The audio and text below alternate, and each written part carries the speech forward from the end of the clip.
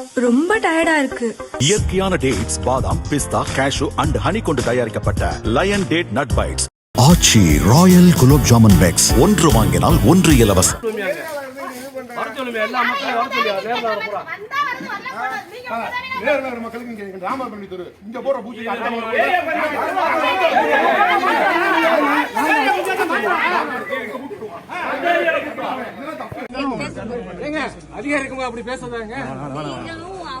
அவர் பேசுறது தவறு இல்ல. ஒரு அதிகாரிக்கு முன்னாடி வாடா போடான்னு ஒரு பேசுறாரு மேடம். எவ்வளவு இவர் எப்படி மேடம் பண்றது சரியா மேடம்?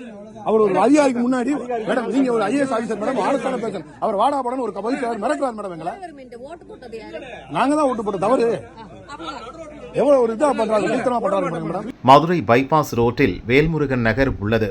இதன் குடியிருப்பு சங்கத்திற்கான தேர்தல் கடந்த ஜூனில் நடந்தது. இதில் திமுக வார்டு கவுன்சிலரான அமுதாவின் கணவரும் பகுதி செயலாளருமான தவமணி அவரது ஆதரவாளர்களை வேட்பாளராக நிறுத்தினார். அனைத்து பதவிகளுக்கும் அவரால் நிறுத்தப்பட்ட வேட்பாளர்கள் தோல்வியை தழுவினர்.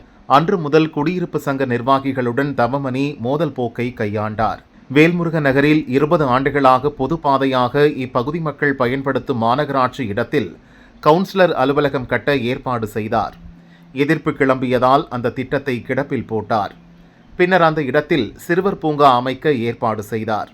குடியிருப்பு சங்க நிர்வாகிகள் ஹைகோர்ட் மதுரை கிளையில் வழக்கு போட்டு தடை பெற்றனர். எப்படியாவது வேல்முருகன் நகர் மக்களுக்கு குடைச்சல் கொடுக்க வேண்டும் என்பதில் தவமணி உறுதியாக இருந்தார்.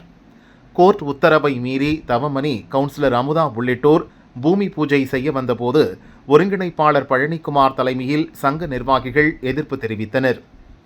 இதுகுறித்து அதிமுக முன்னாள் அமைச்சர் செல்லூர் ராஜு உள்ளிட்டோர் நேரில் ஆய்வு செய்து திமுக அரசை விமர்சித்தனர். இதனால் ஆத்திரமுற்ற தவமணி தனது ஆதரவாளர்களுடன் பழனிக்குமார் வீட்டினுள் புகுந்து அவரையும் மனைவியையும் தாக்கி கொலை மிரட்டல் விடுத்தார்.